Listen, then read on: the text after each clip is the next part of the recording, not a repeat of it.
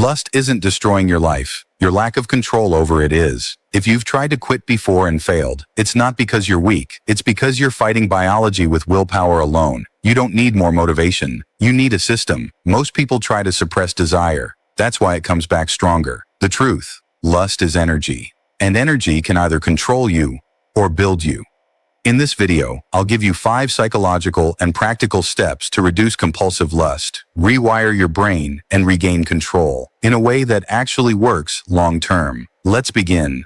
Step 1. Stop trying to kill it. Understand it. If you try to kill lust, it fights back. Sexual desire is biological. It's tied to dopamine, reward, testosterone, novelty-seeking behavior, survival wiring. When you say, "I will never think about this again," your brain hears, "This is important," and it amplifies it. The more you resist violently, the more it rebounds. Instead of suppression, practice awareness. Next time an urge hits, don't panic. Don't shame yourself. Don't negotiate. Just observe it. Say to yourself, "This is an urge. It will pass," because it will. Urges peak like waves. They rise, they crest, they fall. Most urges last 10 to 20 minutes. If you don't feed them, you don't kill lust, you outlast it. That is control. Step 2. Remove the triggers. If your phone is full of triggers, if your social media is hypersexualized, if you scroll at night in bed, you are designing failure. You don't need stronger discipline. You need fewer temptations. Here's what actually works. Delete triggering accounts. Use content filters. Keep your phone away from your bed. Sleep earlier. Late nights increase impulsivity. Avoid boredom isolation, because lust thrives in isolation, boredom, late nights, stress, easy access. Design your environment like someone who respects their future self. Self-control is easier when temptation isn't one tap away. This isn't weakness. This is strategy. Step 3. Transmute the energy. This is where most people fail. Sexual energy doesn't disappear. It converts. If you suppress it, without redirecting it, it leaks. Instead, channel it. When the urge hits, do push-ups immediately. Go for a 10-minute walk. Journal intensely. Work on something difficult. Take a cold shower. Create something. High sexual energy often means high drive, high ambition, high life force. The same system that pushes you toward pleasure